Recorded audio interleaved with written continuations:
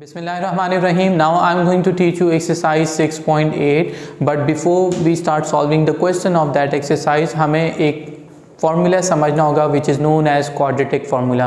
Quadratic formula हम derive करके देखेंगे और फिर हम क्वेश्चन 1 से जितने भी क्वेश्चन एक्सरसाइज में दिए जा रहे हैं वो तमाम के तमाम क्वेश्चंस को सिंप्लीफाई करेंगे। अगर हम क्वाड्रेटिक फार्मूला ड्राइव करना चाहते हैं तो हमें वही तमाम स्टेप्स फॉलो करने पड़ेंगे जो अभी आपने एक्सरसाइज 6.7 में कंप्लीटिंग स्क्वायर के मेथड से किए थे। यानी आपको standard form of quadratic equation दी जा रही है जो कि आपके सामने लिखी हुई है ax² plus bx plus c equals 0। आपने ये देखा कि जिस तरीके से कंप्लीटिंग स्क्वायर में हम पहले कांस्टेंट नंबर को इक्वेशन के सेकंड साइड पे ट्रांसफर करते थे, हम वही स्टेप यहाँ पे रखेंगे। यानी कांस्टेंट नंबर क्या है c, जब हम इसे इक्वेशन के सेकंड साइड पे लाएंगे तो ये -c हो जाएगा और बाकी दोनों हम एज इट इज लिख लेंगे। यहाँ क्या बचेगा ax² प्लस bx। लिखने के बाद हम सेकेंड स्टेप क्या करते थे कंप्लीटिंग स्क्वायर मेथड में कि फर्स्ट टर्म को एक परफेक्ट स्क्वायर बनाने की कोशिश करते थे। फर्स्ट टर्म को परफेक्ट स्क्वायर कैसे बनाया जाएगा? ax² में अगर मैं यहाँ a रिमूव कर दूं तो इसका मतलब है कि ये एक परफेक्ट स्क्वायर बन जाएगा, यानी a से a कैंसिल हो जाएगा। So how to remove a multiply कर रहा है तो हमें a से डिवाइड करना पड़ेगा और जब हम एक टर्म को a से डिवाइड करेंगे सो अल्टीमेटली हमें हर टर्म को a से डिवाइड करना पड़ेगा ताकि हमारा इक्वल का साइन मेंटेन रहे, यानी इक्वेशन की दोनों साइड बैलेंस रहे। जब हम किसी भी नंबर से एक साइड पे डिवीजन करेंगे या हर टर्म को डिवाइड करेंगे तो हमें दोनों साइड पे उसकी हर टर्म को उसी नंबर से डिवाइड करना पड़ेगा। So let's do it. अगर आप वर्डिंग लिखना चाहते हैं तो लिख सकते हैं कि dividing by a both sides, हम दोनों तरफ a से डिवाइड करेंगे। Dividing by a both sides के बाद हम स्टेप लिखेंगे ax² over a plus bx over a और इक्वल का साइन लगा के -c ओवर a लिख लिया। लिखने के बाद हम उसी तरीके से कैंसिलेशन करेंगे कि a से a कैंसिल हो गया, क्या बच गया उसे लिखा जाएगा। Remaining is x² plus bx upon a equals -c upon a।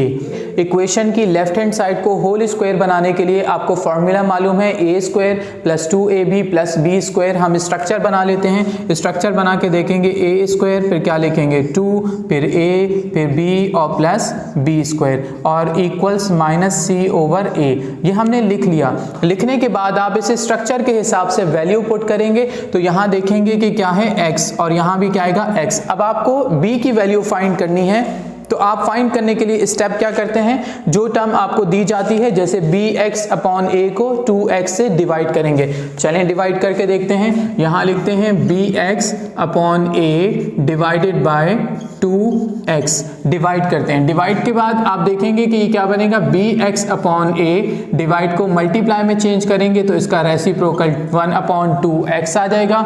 x से x कैंसिल हो जाएगा। यहाँ क्या बचेगा b को 1 से मल्टीप्लाई करेंगे तो b आएगा और 2 को a से मल्टीप्लाई करेंगे तो 2a आएगा। इसका मतलब ये हुआ कि हमें यहाँ वैल्यू जो पुट करनी है वो है b अपॉन 2a। हम यहाँ पुट करते हैं b अपॉन 2a और यहाँ भी पुट करेंगे b अपॉन 2a।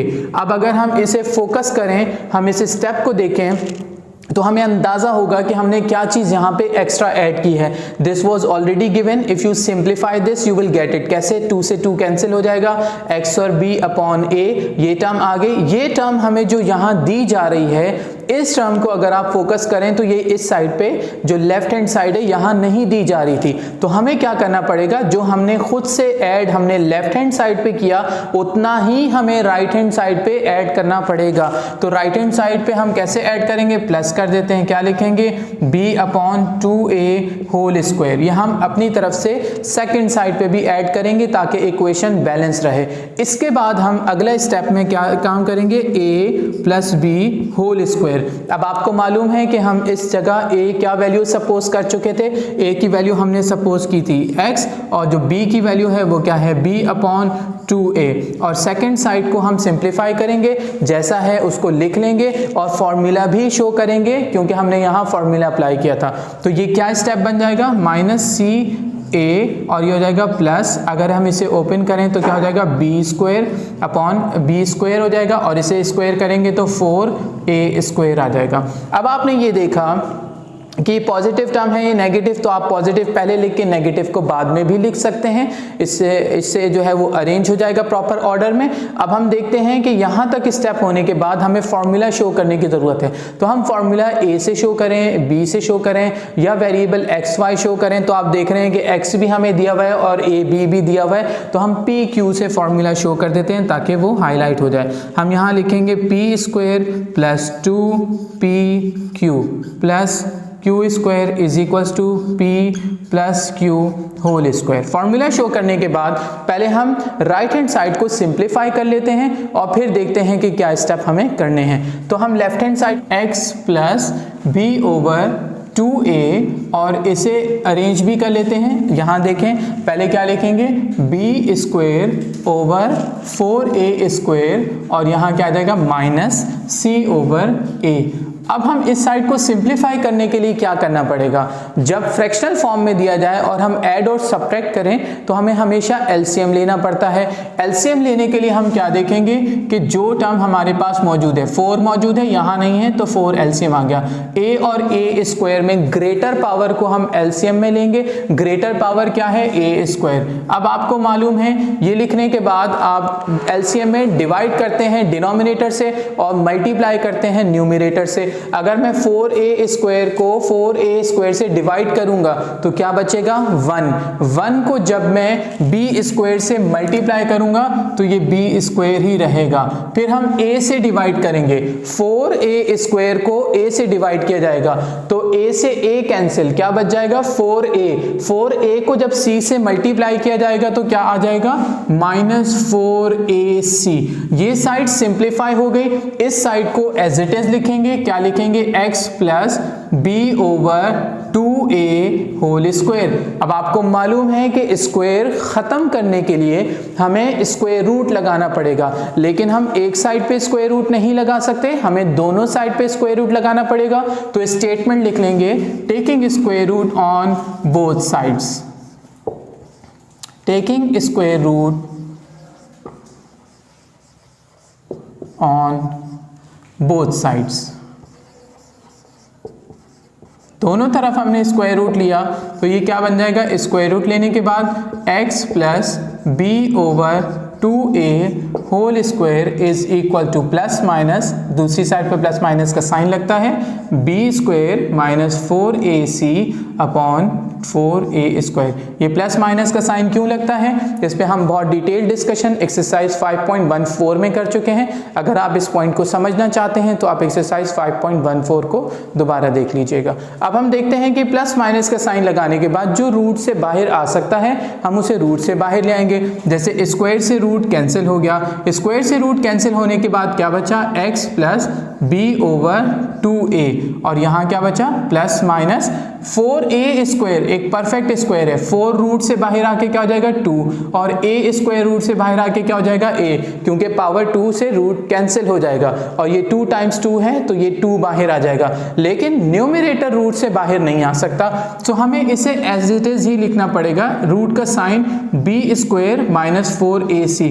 अब आप स्टेप लिखते हुए इस चीज का हमेशा ख्याल रखेंगे कि आपका स्क्वायर रूट का साइन सिर्फ न्यूमरेटर को कवर कर रहा है या डिनोमिनेटर को भी कवर कर रहा है या सिर्फ डिनोमिनेटर को कवर कर रहा है, आपने उसको एक्यूरेट तरीके से लिखना है। अब अगर आप इस स्टेप को फोकस करें तो ये न्यूमरेटर और डिनोमिनेटर दोनों कवर हो रहे हैं स्क्वायर रूट के साइन के अंदर, लेकिन अगर आप यहां देख रहे हैं तो न्यूमरेटर स्क्वायर रूट के साइन से बाहर आ चुका है, जबकि डिनोमिनेटर जो है डिनोमिनेटर स्क्वायर रूट के साइन से बाहर आ चुका है, जबकि न्यूमरेटर जो है वो स्क्वायर रूट के साइन के अंदर मौजूद है। आप इसी तरीके से वाज़ेह तौर पे लिखेंगे, इसके साइन को पुट करने में मिस्टेक नहीं करेंगे। प्लस b ओवर 2a इस साइड पे मौजूद है, हम इसे इक्वेशन के सेकंड साइड पे ले जाएंगे क्योंकि हमें x यानी वेरिएबल की वैल्यू फाइंड करनी है।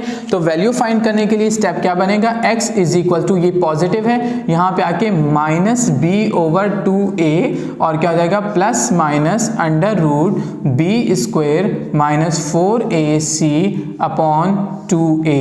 अब हम देखेंगे कि ये दोनों फ्रैक्शनल फॉर्म में दिए जा रहे हैं तो हमें इसका एलसीएम लेना पड़ेगा। मैंने आपको ये समझाया था कि एलसीएम में अगर डिनोमिनेटर सेम हो तो आप डायरेक्ट न्यूमरेटर को प्लस माइनस कर सकते हैं। जो कंप्लीट प्रोसेस हमने यहाँ किया था कि पहले उनका एलसीएम लें, फिर डिनोमिनेटर से डिवाइड करें, जो आंसर आए उसे न्यूमरेटर से मल्टीप्लाई करें, ये प्रोसेस आपको कंप्लीट करने की जरूरत नहीं है। उसका रीजन ये है क्योंकि दोनों सेम है तो दोनों का एलसीएम भी सेम आएगा। अगर मैं डिनोमिनेटर से डिवाइड करूंगा तो 1 आएगा और अगर मैं न्यूमरेटर से मल्टीप्लाई करूंगा तो वो न्यूमरेटर अपनी ओरिजिनल फॉर्म में ही रहेगा।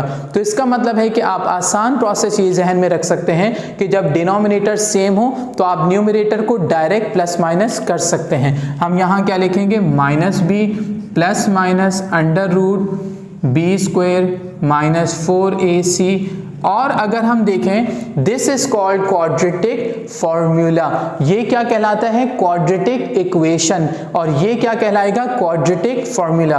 अब हम पहले स्टेटमेंट लिख लेते हैं, दिस इज नोन एज, या दिस इज कॉल्ड, जैसा आप लिखना चाहें, this is known as quadratic formula.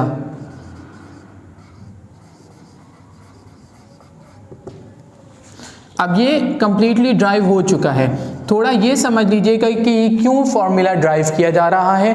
इसका मतलब ये है कि आपको कभी भी एक standard form of quadratic equation दी जाए तो उसकी वैल्यू, जो आपको वेरिएबल जो कोफिशिएंट b है वो यहाँ पुट किया जाएगा, जो कोफिशिएंट a की जगह पे होगा, यानी आप इसे कंपेयर करें, यहाँ जो कोफिशिएंट होगा उसे आप b कंसीडर करेंगे, यहाँ जो कोफिशिएंट दिया जाएगा उसे a कंसीडर करेंगे, और जो कांस्टेंट नंबर है उसे आप c कंसीडर करेंगे। उनकी वैल्यूज को पिक करके आप डायरेक्ट फार्मूला में पुट करेंगे और उसको सिंप्लीफाई करेंगे।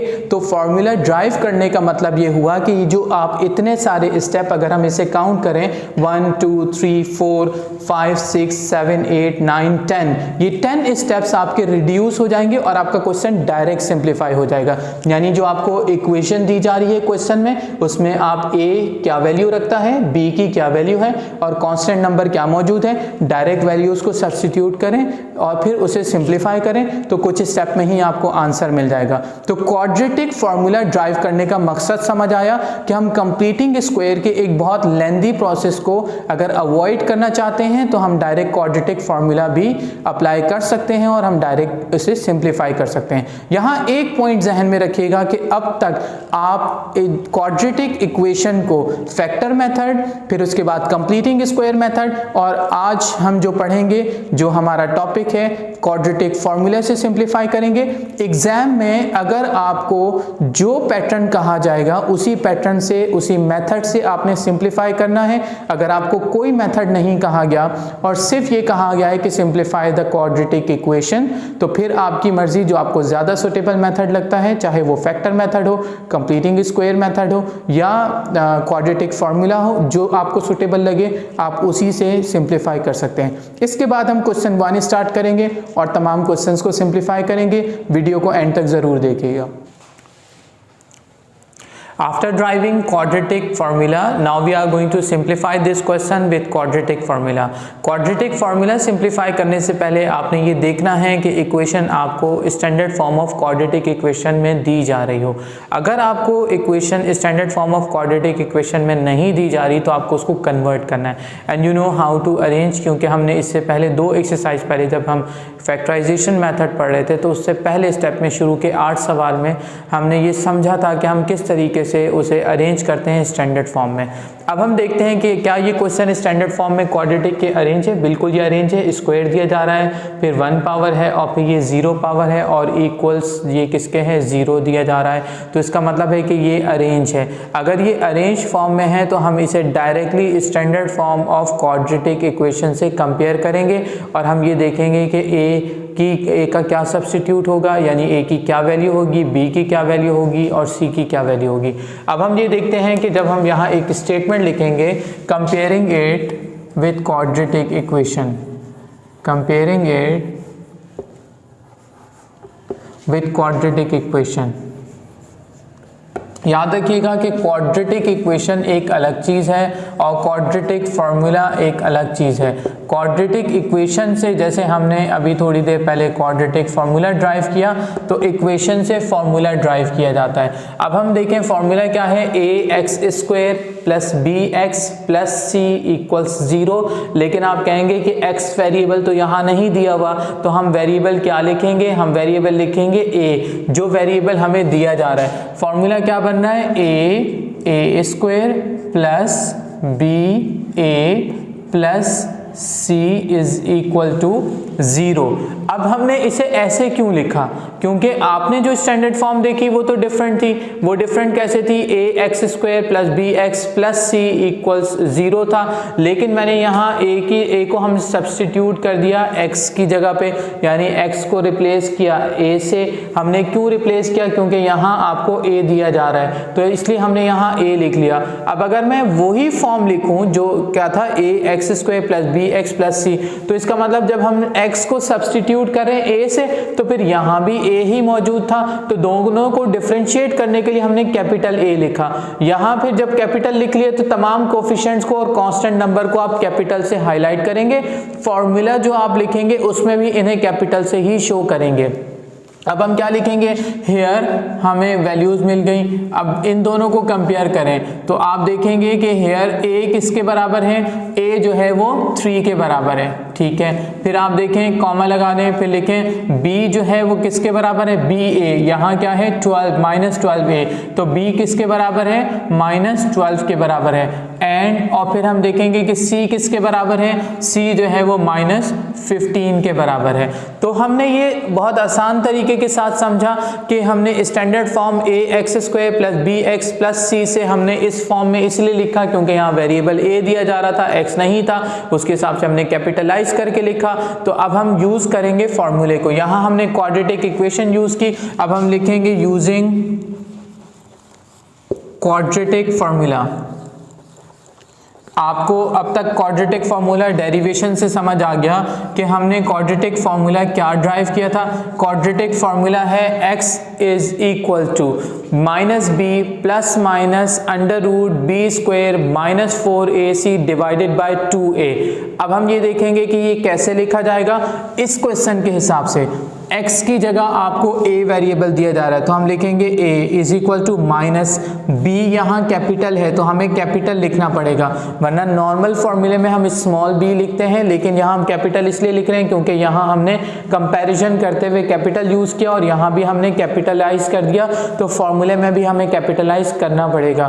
फिर हम लिखेंगे प्लस माइनस रूट का साइन ठीक तरीके से बनाएंगे, फिर क्या होगा b² -4ac। जब हम डिवाइड करें तो एक कॉमन मिस्टेक स्टूडेंट राइटिंग में करते हैं, यहाँ लिख देते हैं 2a, सिर्फ इतना डिवाइड हुआ। इसका मतलब ये हुआ कि आपने सिर्फ √b² -4ac को डिवाइड किया। इस तरीके से लिखना गलत है, आपको कंप्लीटली लिखना पड़ेगा, यहाँ से लेके यहाँ तक कंप्लीट लाइन ड्रॉ करनी पड़ेगी। पार्शियल लाइन ड्रॉ मत कीजिएगा, वरना वो मैथमेटिकली इनकरेक्ट हो जाएगा। अब यहाँ हमने वैल्यूज को सब्स्टिट्यूट करना है। हम देखेंगे कि b की वैल्यू क्या है -12, a की क्या वैल्यू दी जा रही है 3, c की वैल्यू क्या दी जा रही है -15 और a की वैल्यू क्या दी जा रही है 3 दी जा रही है। जब हम इन वैल्यूज को पुट करेंगे और सिंप्लीफाई करेंगे तो हमें आंसर मिल जाएगा। Let's do it. अब हम यहाँ लिखेंगे a इज इक्वल टू, यहाँ माइनस दिया हुआ है ऑलरेडी फॉर्मूले में, माइनस लिखा। b की वैल्यू क्या दी जा रही है -12 दी जा रही है, तो हमने -12 लिखा, ठीक है। प्लस माइनस का साइन लगाया, √b² का मतलब ये है कि -12² आ जाएगा। और फिर हम लिखेंगे -4, a की वैल्यू पुट करेंगे, a की वैल्यू 3 है, और c की वैल्यू पुट करेंगे, c की वैल्यू -15 है। दोबारा यहाँ उस पॉइंट को कंसिडर करेंगे कि लाइन कंप्लीट ड्रॉ होनी चाहिए, चाहिए, जो रूट के अंदर है उसे भी कंप्लीटली आप रूट में शो करेंगे, पार्शली रूट लगा के नहीं छोड़ देंगे, ना ही जब आप फ्रैक्शन के लिए जो है लाइन ड्रॉ करेंगे तो उसे भी पार्शली ड्रॉ नहीं करेंगे, कंप्लीटली ड्रॉ करेंगे। ये वो कॉमन मिस्टेक्स हैं जिनकी वजह से आपके मार्क्स डिडक्ट हो सकते हैं। फिर हम डिनोमिनेटर में क्या लिखेंगे, 2, a की वैल्यू क्या दी जा रही है, 3, ये लिख लिया।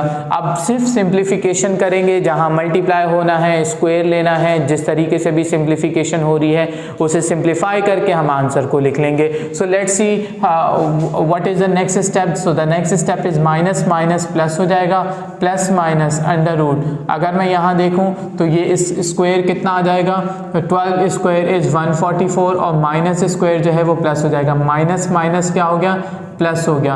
अगर हम मल्टीप्लाई करें 15 को जब हम 4 से मल्टीप्लाई करेंगे तो 60 आएगा, और 60 को जब 3 से मल्टीप्लाई करेंगे तो 180 आ जाएगा। और डिनोमिनेटर में हमने लिखा 3 टाइम 2 इज 6।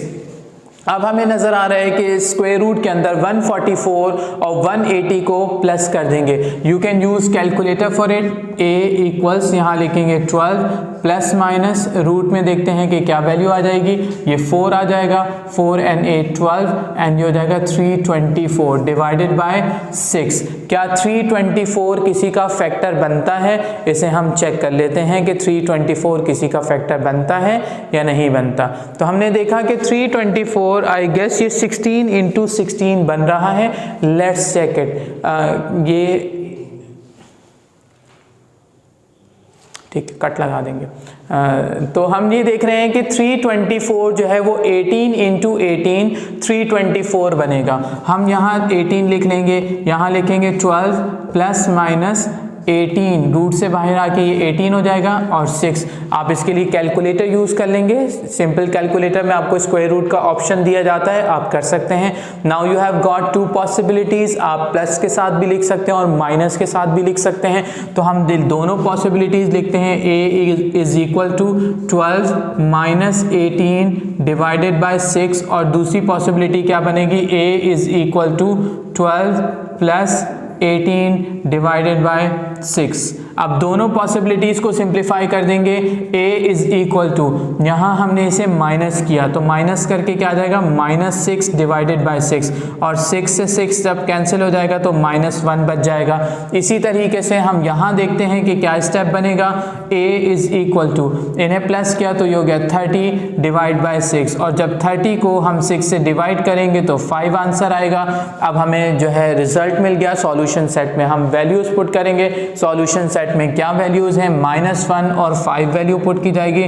देयरफॉर का साइन लगाया, सॉल्यूशन सेट लिखा और आंसर आ जाएगा। ये वैल्यूज को पुट कर देंगे। अब लिखेंगे -1 and 5 and that is the required answer. अब वो बीच में पता नहीं क्या हुआ है।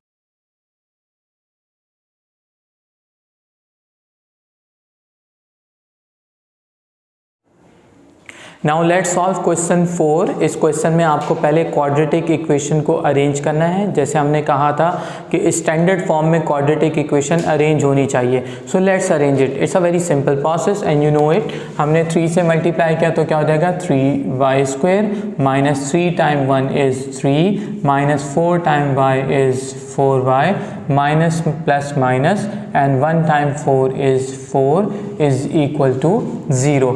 अब हम इसे अरेंज करके लिख लेंगे। अरेंज करके लिखा कैसे जाएगा, यहाँ लिखेंगे 3y² और फिर लिखेंगे -4y। हम इसे डिसेंडिंग ऑर्डर में लिख रहे हैं। पहले हमने 2 पावर लिखी, 2 पावर लिखने के बाद हमने 1 पावर लिखी। -4 और -3 क्या बनेगा, -7 बन जाएगा, और ये किसके बराबर है, 0 के बराबर है। अब इससे आगे हम वही स्टेप करेंगे, यानी कंपेयरिंग विद क्वाड्रेटिक इक्वेशन। हम इसे क्वाड्रेटिक इक्वेशन से कंपेयर करेंगे। स्टेटमेंट लिख लेते हैं, comparing with quadratic equation.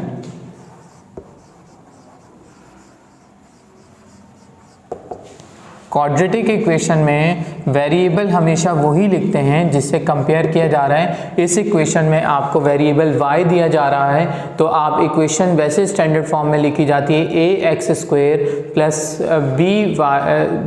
bx plus c is equal to 0। तो अब आप x को y से सब्सटीट्यूट कर दें, जहाँ लिखा जाता है ax², आप लिख लें ay² प्लस bx, तो क्या लिखेंगे plus by plus c is equal to 0। अब आप यहाँ वैल्यूज पुट करेंगे, हम देखेंगे कि a यहाँ किसके बराबर है, ay² और यहाँ है 3y²। y² अगर आप हटा दें तो a की वैल्यू क्या बच जाएगी 3। इसी तरह आप देखें by और यहाँ क्या है -4y। y अगर आप हटा दें तो b किसके बराबर है -4। एंड हम देखेंगे कि c की क्या वैल्यू दी जा रही है, c है -7। अब हम क्या लिखेंगे, यूजिंग क्वाड्रेटिक फार्मूला, और क्वाड्रेटिक फार्मूला यूज़ करके हम इसे सिंप्लीफाई करेंगे। Using quadratic formula, quadratic formula use करने में हम क्या लिखेंगे, y is equal to -b plus minus under root, फिर क्या आएगा b² -4ac divided by 2a। अब हमने ये फॉर्मूला लिखा, आपको मालूम है कि वैल्यूज सब्स्टिट्यूट की जाएंगी, तो वैल्यूज़ यहाँ सब्स्टिट्यूट कर लेते हैं। y is equal to minus, और b की क्या वैल्यू दी जा रही है -4, फिर लिखेंगे plus minus under root b² यानी -4² आ जाएगा। फिर हम लिखेंगे -4, a की क्या वैल्यू दी जा रही है, a की वैल्यू 3 है, और हम देखेंगे कि c की क्या वैल्यू दी जा रही है -7 दी जा रही है। वैल्यूज़ को सब्स्टिट्यूट किया, डिनोमिनेटर में क्या लिखा है 2a, तो a की वैल्यू 3 दी जा रही थी, हमने ये लिख लिया। सिंप्लीफाई करेंगे फर्दर, अब हम देखेंगे कि ये क्या हो गया, माइनस माइनस प्लस हो जाएगा, प्लस माइनस अंडर रूट 4² जो है वो 16 हो जाएगा, और जब हम इसे मल्टीप्लाई करेंगे तो 2 टाइम्स 3 इज़ 12, 4 टाइम्स 3 इज़ 12, और 12 को जब हम मल्टीप्लाई करेंगे तो आंसर आएगा 84, और माइनस प्लस हो जाएगा। अब यहाँ कितना आया, 3 time 2 is 6, y is equal to 4 plus minus, अगर हम इन्हें ऐड अप करेंगे तो ये कितना बन जाएगा 100, और इसे हम 6 से डिवाइड करेंगे। 100 किसका रूट है, आपको मालूम है कि 100 जो है वो 10, इसका रूट लिया जाएगा 10 हो जाएगा, तो ये क्या आ जाएगा 4, क्योंकि 10 टाइम्स 10 इज़ 100, तो रूट से बाहर आके ये 10 हो गया, और यहाँ 6। अब आप इसे एक दफ़ा नेगेटिव साइन के साथ और एक दफ़ा पॉजिटिव साइन के साथ लिखेंगे, और ये क्वेश्चन सिंप्लीफाई हो जाएगा। y is equal to 4 minus 10 upon 6, comma second possibility y is equal to 4 plus 10 upon 6। अब हम इसे फर्दर सिंप्लीफाई करते हैं, तो y is equal to minus किया तो -6 अपॉन 6, और जब हम इसे कैंसिल करेंगे तो -1 आ जाएगा। फिर इसके बाद हम देखते हैं यहाँ क्या है, y इज़ इक्वल टू, अगर हम इसे ऐड करेंगे तो ये 14 अपॉन 6 है, 14 और 6 दोनों 2 के टेबल से डिवाइड होते हैं, तो 2 times 7 is 14 and 2 times 3 is 6, तो 7 अपॉन 3 आ जाएगा। अब देयरफॉर करके हम सॉल्यूशन सेट लिखेंगे, और सॉल्यूशन सेट में हम आंसर लिख लेंगे। सॉल्यूशन सेट लिखा गया, सॉल्यूशन सेट में आंसर -1 और 7 अपॉन 3 वैल्यूज़ को लिख लिया गया। इस तरह ये क्वेश्चन कंप्लीटली सिंप्लीफाई हो गया, और ये वही सेम पैटर्न था जैसे हमने इससे पहले के 3 सवालात हल किए थे, सिर्फ डिफरेंट पॉइंट था कि आपने इसको अरेंज करके लिखना है, और इस तरीके से सवाल कंप्लीटली आपके सामने मौजूद है।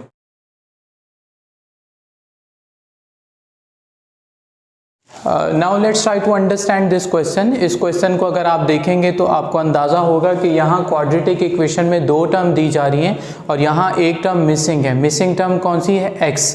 जो x टर्म है और उसका कोफिशिएंट वो मिसिंग है। जो मिसिंग है हम उसे 0 सपोज कर लेते हैं। हम लिख भी सकते हैं 5x², हमने खुद लिखा 0x, और -9 इक्वल्स टू 0, ये हमने 0x लिखा। 0x यानी 0 ऐड करने से इक्वेशन पे कभी फ़र्क नहीं पड़ता, क्योंकि 0 की कोई वैल्यू नहीं है। वरना हम कभी भी कोई नंबर इक्वेशन के एक साइड पे ऐड करते हैं तो उसी नंबर को हमें सेकंड साइड पे भी ऐड करना पड़ता है, लेकिन आप 0 को डायरेक्टली ऐड कर सकते हैं। अब हम देखेंगे कि जब हम इसे कंपेयर कर रहे हैं क्वाड्रेटिक क्वाड्रेटिक इक्वेशन से, तो ax² और यहाँ 5x², तो a किसके बराबर है, 5 के बराबर है। इसी तरीके से bx और ये है 0x, तो b किसके बराबर आ गया, 0 के बराबर आ गया, और c की वैल्यू क्या आ गई, -9 आ गई। क्वाड्रेटिक फॉर्मूला लिखा और क्वाड्रेटिक फॉर्मूले में हमने वैल्यूज को सब्स्टिट्यूट किया, b की जगह हमने 0 लिखा, a की जगह हमने 5 लिखा और c की जगह -9 लिखा। Now let's simplify it further. आगे स्टेप में क्या बना, ये 0 है और इसके बाद 0² 0 ही रहेगा। जब यहाँ दिए हुए नंबर्स को मल्टीप्लाई किया तो 180 आया और डिनोमिनेटर में 2 × 5 is 10 आ गया। अब 0 खत्म हो गया, ये 0 भी खत्म हो गया और स्क्वायर रूट के अंदर 180 बच गया और डिनोमिनेटर में 100 बचा। 180 परफेक्ट स्क्वायर नहीं है।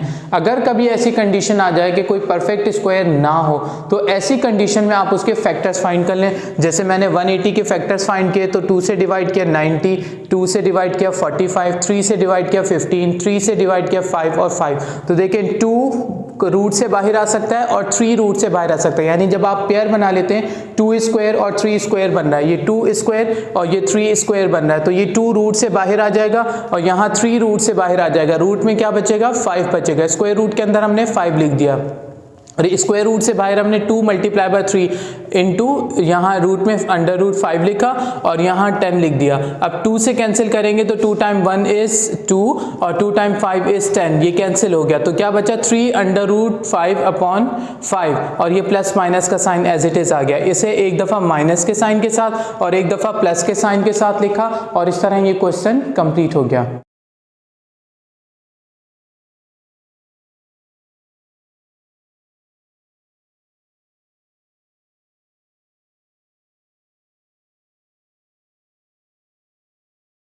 Now we are going to understand the last question of this exercise. Question 10 आपके सामने लिखा है, ये फ्रैक्शनल फॉर्म में दिया हुआ है। आप देख सकते हैं कि क्वेश्चन क्या है, 1/y+4 -1/y -4 = 4।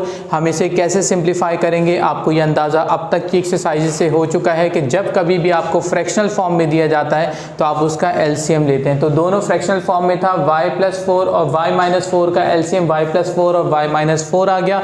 फिर हम एलसीएम के लिए डिनोमिनेटर से डिवाइड करते हैं और न्यूमरेटर से मल्टीप्लाई करते हैं। जब y+4 से y+4 को डिवाइड करेंगे तो ये कैंसिल हो जाएगा, y -4 बचा। y -4 को 1 से मल्टीप्लाई करेंगे तो y -4 ही आंसर आएगा।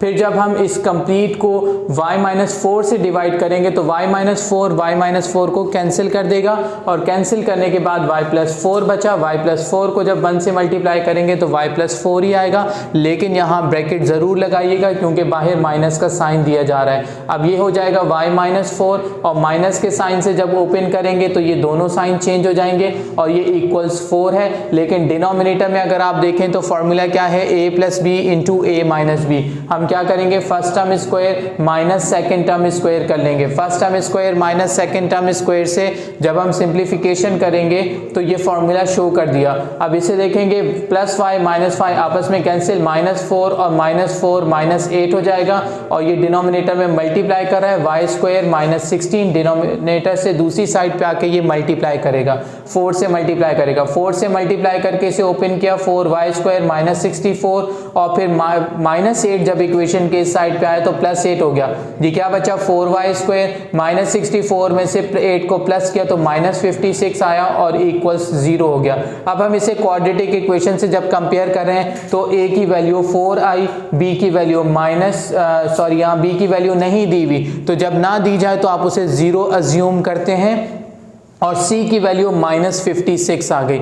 हमने ये वैल्यूज शो कर दी और फिर क्वाड्रेटिक फार्मूला यूज़ किया जो कि वेरिएबल हमें क्वेश्चन में दिया जाता है। जैसे x दिया जाए तो यहाँ x लिखा जाता है, क्योंकि y दिया जा रहा है तो हम y लिखेंगे। y = -b ± √b² -4ac divided by 2a।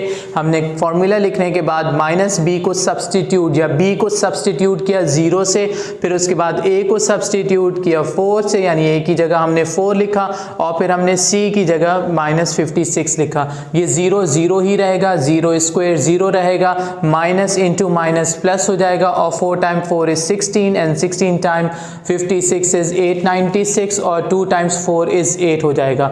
अब इसे जब 0 में प्लस करेंगे तो ये 896 ही रहेगा। अब 896 is not a perfect square, so we need to find the factors of this number. हम इसके फैक्टर्स फाइंड करने के लिए सामने ऑलरेडी सिंप्लीफाई कर चुके हैं। आपको मालूम है कि जब हम रूट से बाहर निकालते हैं तो ये इसका मतलब यहाँ से 2 बाहर आ जाएगा, पेयर बना के रूट से बाहर निकाला जाता है, यहाँ से 2 बाहर आ जाएगा और यहाँ से 2 बाहर आ जाएगा, यानी 3 टाइम्स 2 जो है वो रूट से बाहर लिखा जाएगा।